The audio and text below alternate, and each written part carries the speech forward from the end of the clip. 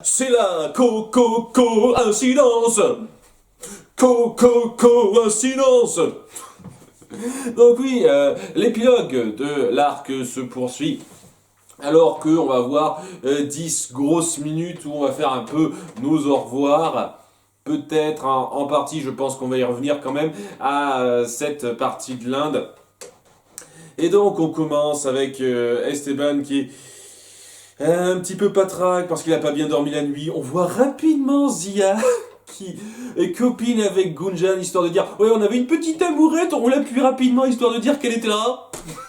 Genre ouais, il y a Gunjan qui lui apprend à manier un éléphant rapidement en lui serrant les hanches comme ça, en disant voilà, c'est comme ça qu'il faut faire, mais ça dure 10 secondes, mais on sent qu'ils voulaient appuyer le fait qu'ils avaient fait une petite amourette entre ces deux-là. Voilà, pas énorme, mais une petite amourette quand même. Voilà, vous vous souvenez, on a fait cette petite amourette là. Ça servait absolument à rien, mais voilà, on a fait un petit truc entre ces deux-là.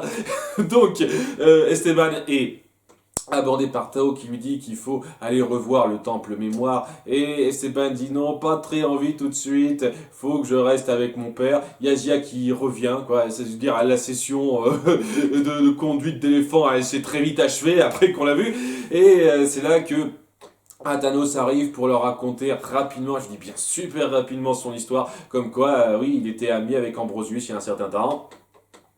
Donc voilà, il y a longtemps, lui, Ambrosius et le docteur Laguera étaient potes. Ils ont trouvé, donc, pour commencer, ce temple mémoire qui délivrait certains secrets sur le peuple de Mu. Ils sont pas arrivés à trouver grand-chose à l'époque.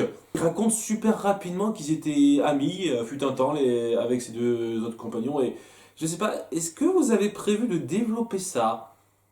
Parce que ça me paraît plutôt important à développer, de montrer un petit peu le background, l'histoire avant l'histoire, ce qui a amené les choses à se mettre en place avec Esteban et compagnie. Là non, vous montrez rapidement, tiens, on était tous les trois potes, on a découvert ce machin-là, on n'a pas trop trouvé, et puis à un moment donné, on s'est séparés. Et c'est limite ce qu'il dit, quoi. Ça dure 30-40 secondes, hein, son petit récit. Donc, ouais, c'est le genre de choses qui mériteraient vraiment un développement. Et j'espère que on en aura, hein. Mais j'ai peur que non. Enfin bon, Esteban veut rester avec son père. Donc Taozia se rend au temple mémoire pour relire les inscriptions. Voilà, alors je dis bien relire parce que techniquement, il y a quelques épisodes, Tao avait eu tout le temps de les lire et de les déchiffrer avant, ces inscriptions. Donc, je ne comprends pas l'intérêt d'y retourner pour relire ce qu'il avait déjà lu, techniquement. Mais on fait comme si il n'avait pas encore lu ça, sauf qu'on verra plus tard qu'on fait comme s'il avait déjà lu ça. C'est super bizarre comme mise en scène. Je vois pas l'intérêt de retourner au temple mémoire si tu as déjà lu tout ça, et si tu sais déjà que ça s'arrête à un moment capital du récit. Enfin bref, ça parle de l'histoire de voiles qui sont censés mener vers la cité d'or d'Inde. Et ça s'arrête donc à l'endroit précis où la dalle a été enlevée, qui indique l'endroit exact où est censé se trouver cette cité d'or. Mais heureusement, Tao a pu jeter un petit coup d'œil à cette stèle, comme on l'a vu il y a quelques épisodes lorsqu'il était prisonnier d'Ambrosius. Donc il sait ce que ça dit. Donc il a eu le temps de lire la stèle, mais il avait besoin de reconfirmer ça en allant lire les inscriptions au temple mémoire qu'il avait déjà lu normalement. C'est bizarre, la mise en scène super bizarre. Enfin bref, il en parle à tout le monde, à Esteban, Zia et Athanaos. Athanaos qui leur apprend un peu ce que c'est qu'un... Comment ça s'appelle ce machin-là Nakal. Voilà, Nakal. C'est un terme pour désigner les espèces de sages de l'époque. Et Athanaos dit, ah, ça te correspond un petit peu, Tao. Et c'est là que... Ouais, il se sent plus pissé du tout, Tao. Genre, il s'était contenu dans sa nature vantarde pendant quelques épisodes et ils se sont dit, tiens, on va tout refaire surgir. Donc, oh, Tao le Nakal. Et donc, il se vante, mais à un niveau exaspérant. Waouh! Et le gag, c'est qu'il est censé être exaspérant pour nos personnages. Mais ça marche pas puisque ça s'étend au spectateur. En tout cas, ça s'étend clairement à moi. Hein. Et c'est que tu te montres exaspérant pour tout le monde, pas seulement pour les personnages. Donc, ouais, oh, vous êtes tombé sur moi, c'était pas le hasard. Vous aviez besoin de moi, un grand sage, un Nakal comme moi. Je suis important. saoulant cette partie-là, c'était très saoulant cette partie-là de l'épisode. D'ailleurs, son côté chauvin légèrement raciste et retransparaît à un petit moment donné lorsque Esteban dit qu'il veut pas trop se joindre à eux pour le voyage, j'y viendrai, et que Tao dit « Ah, typique d'un Atlante !» Ouais. Pendant ce temps-là, on a Mendoza qui prévoit toujours de repartir vers les mers parce que c'est un petit peu sa vocation de base, tandis que maintenant Sancho et Pedro ont des petites richesses grâce aux enfants qui leur ont donné leurs bijoux et ils leur conseillent d'ouvrir une taverne. Et vous savez quoi? J'adorerais qu'au bout de genre un épisode ou deux, ils partent vraiment en Espagne, comme ils le prévoient, pour ouvrir leur taverne et qu'on n'entende plus parler d'eux. Ça me ferait tellement plaisir. Mais vraiment tellement plaisir. Ça se fera pas, mais ça me ferait tellement plaisir que vous le fassiez. Tandis que Mendoza, lui aussi, se dit qu'il va pas tarder à lâcher les enfants parce que, voilà, il les a réunis avec son père. Il sent que il a plus trop sa place, qu'il a fait déjà ce qu'il avait à faire. C'est vrai qu'il a beaucoup fait. Donc c'est compréhensible. Et on voit qu'il ose pas vraiment leur dire tout de suite parce que oui, ça va être quelque chose d'assez difficile à leur annoncer et ça risque d'être un moment assez fort, même si je sens qu'ils vont trouver une excuse, une pirouette pour le convaincre de pas les laisser. Et en fin de compte, ce désir de repartir tout seul s'estompera, il continuera de les accompagner. Ce sera très très certainement ça. À nouveau, n'hésitez pas à me surprendre là-dessus, si je me trompe, série s'il vous plaît, mais ça va être le cas, tout comme ça va être le cas avec Sancho et Pedro. Vous allez trouver une excuse pourrie pour continuer de les faire participer. Je pense pas une seconde qu'ils vont partir en Espagne, repartir en Espagne pour ouvrir leur taverne et c'est terminé leur histoire. Ce serait cool, ce serait tellement cool, ce serait leur donner une fin acceptable et ça m'éviterait d'avoir les supporter par la suite, je vous jure. Ça me les ferait partir sur une bonne impression, mais ce sera clairement pas le cas. Si vous me surprenez là-dessus, je vous applaudirai, mais ça me clairement pas le cas. Ce sera clairement pas le cas, je pense. Donc. Ils sont convoqués chez le Raja pour faire 2-3 trucs, parce qu'il leur est redevable, il veut donc les aider un petit peu.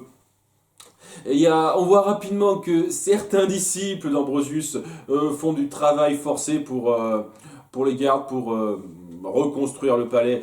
Et j'imagine pour reconstruire le village après. Donc ouais, ils sont pas morts. Enfin, une partie d'entre eux sont pas morts parce qu'on en voit que 4-5, et il y en avait bien plus avant. Mais bon, voilà, c'est histoire de dire, ils sont pas morts ceux-là.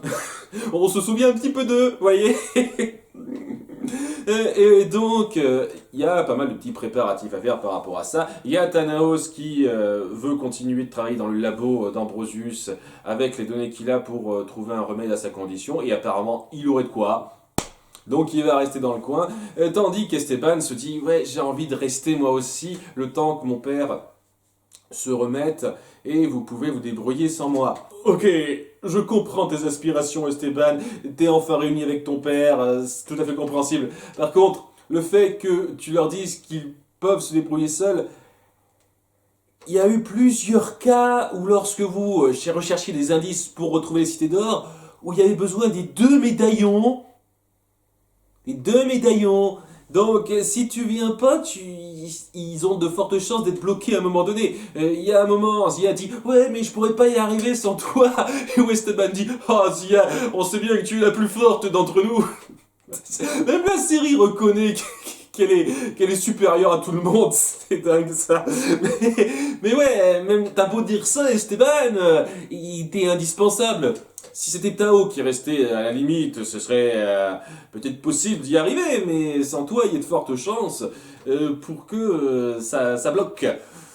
Enfin bref, ça crée une espèce de drame autour de ça, mais qui se règle en 2 temps, en 3 mouvements, lors d'une ellipse.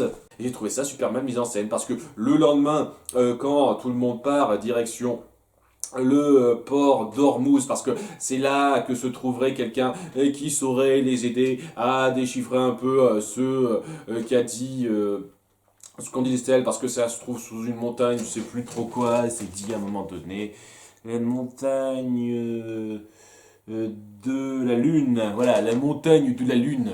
Là, ça se trouverait sous la montagne de la Lune, donc ils savent pas exactement ce que ça veut dire. Et donc, il y a Thanos qui leur dit: Ah, je connais quelqu'un qui pourrait vous aiguiller. Alors qu'ils sont partis pour se rendre au port d'Ormuz, où il y aura ce type qui a un nom imprononçable, je pense que j'arriverai jamais à m'en souvenir, c'est un antiquaire qui devrait les aider. Il y a Athanos qui a convaincu son fils Orchan d'accepter de les suivre. Donc cette espèce de drame qu'on a fait autour d'Esteban sert à rien, voilà. Hein, après, ça n'empêche pas qu'il y a des petits moments de revoir assez touchants entre deux, hein, lorsqu'il est triste de ne pas revoir son père pendant un petit moment, même si je me doute qu'après leurs aventures à Ormuz et sans doute dans les montagnes, sous les montagnes de la Lune, ils reviendront là. Je vois pas pourquoi ils reviendraient pas là. Il y a donc des petits adieux rapides qui n'en sont pas réellement. Il y a donc des petits adieux rapides qui n'en sont pas réellement. Notamment le bisou du malaise de la part de Tao envers Indali. Ah mais genre c'était...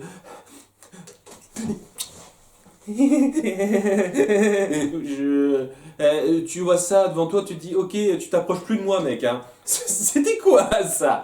Sérieusement, hein, c'était à peu près aussi malaisant que ce que vous venez de voir. Hein. Genre, il hésite. Et après, il fait un rire niais, comme ça. Ouais, non, non, c'est bon, laisse tomber ta ouais, c'est fini là. L'alchimie est brisée là, hein, c'est clair. Voilà, donc l'amourette est finie, un petit au revoir rapide entre Zia et Gunjan, histoire de dire ah, c'était une mini amourette, vous voyez. C'est chiant, c'est détail, je vois pas l'intérêt de faire ça. Vraiment, si c'est pour faire que ça, si c'est pas pour aller plus loin, je vois pas l'intérêt de faire des amourettes comme ça. C'est sans intérêt, c'est sans intérêt. Faites que ça aille quelque part, faites, je sais pas, qu'il y ait vraiment un début de relation qui se noue et qu'il y ait une vraie sensation de ah zut, je me sens vraiment tiraillé de ne plus pouvoir te revoir et j'attends impatiemment le jour où tu reviendras. Tu vois, mais non, il n'y a pas ça, c'est juste un bisou de malaise à la con de la part de Tao, c'est stupide. Je trouve ça stupide. Voilà, ça sert à rien de faire des amourettes comme ça. Enfin bon, voilà, ils disent tous au revoir, donc il y a nos 6 héros habituels, usuels, qui partent direction d'Ormuz, et c'est là que, dans ce port d'Ormuz, on voit arriver Gaspard. Coïncidence. Voilà, le navire portugais où il y avait Gaspard s'amarre au port d'Ormuz. Ben, dis donc, hein, ça... Et en plus, ça tombe pile poil au moment où ils s'y rendent. Hein. C'est-à-dire qu'ils auraient pu y arriver quelques jours avant ou quelques jours après. Non, non, pile à ce moment-là. Ah là, hein, c'est tombé à pic. Hein. Donc ouais, Gaspard n'a pas dit son dernier mot dans cette histoire. C'est tellement forcé, je trouve. Et honnêtement, pour le peu qu'on le voit, pour l'instant, ça n'augure rien de bon. Alors, j'en sais rien, peut-être qu'on va repartir sur une rencontre avec Ambrosius, parce que oui, Ambrosius est là avec la Guerra qui donc avait prévu qu'il se rendrait là. Il avait un peu prévu que Tao lise la stèle qu'il avait prise et qu'il verrait tout de suite les indices qui les mèneraient à Ormuz. Donc ça montre qu'il sait être prévoyant et qui n'est pas viré totalement stupide, comme je le craignais un peu à certains moments dans l'arc précédent. Déjà un bon point. Et donc ouais, il a prévu une espèce de piège pour eux, c'est-à-dire qu'il a soudoyé le gouverneur, le maire du coin pour les appréhender et s'occuper d'eux. Donc ouais, la Guerra est là, Gaspard est là, tout le monde est là, je crois que tout le monde est là. Et il y a un passage que j'ai trouvé affligeant, donc autour de Gaspard, qui tombe sur la Guerra comme ça, et c'est le coup de foudre, il a envie de la draguer, mais c'est un guignol, qu'est-ce que vous voulez? Donc c'est des trucs de base, il se ridiculise de façon affligeante, et ça sert à rien. Ça sert absolument à rien. Et quitte à faire dans la coïncidence, étant donné que Gaspard est tombé comme par hasard sur la Guerra, dans le même ordre, on a la Guerra qui tombe comme par hasard sur Mendoza. Enfin, elle l'aperçoit comme par hasard sans qu'il l'aperçoive. Et c'est là qu'on voit un début de suite à leur relation qui était pas trop mal, où elle l'interpelle seule.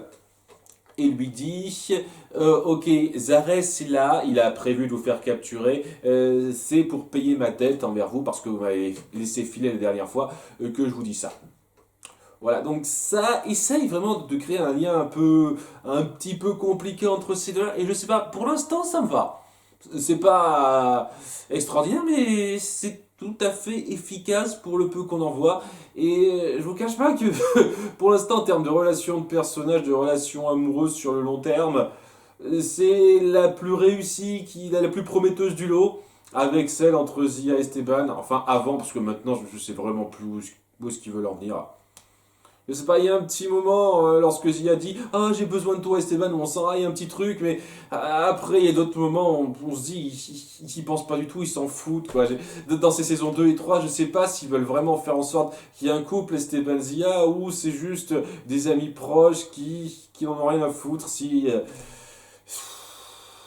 l'un ou l'une sort avec une autre. Ouais, donc ouais, ça perd de plus en plus en saveur, ce couple-là. Dans la saison 2, il y avait un moment très joli entre deux, mais depuis quelques temps, rien. La façon dont vous gérez les couples dans cette série à partir de la saison 2 est pas génialissime pour moi.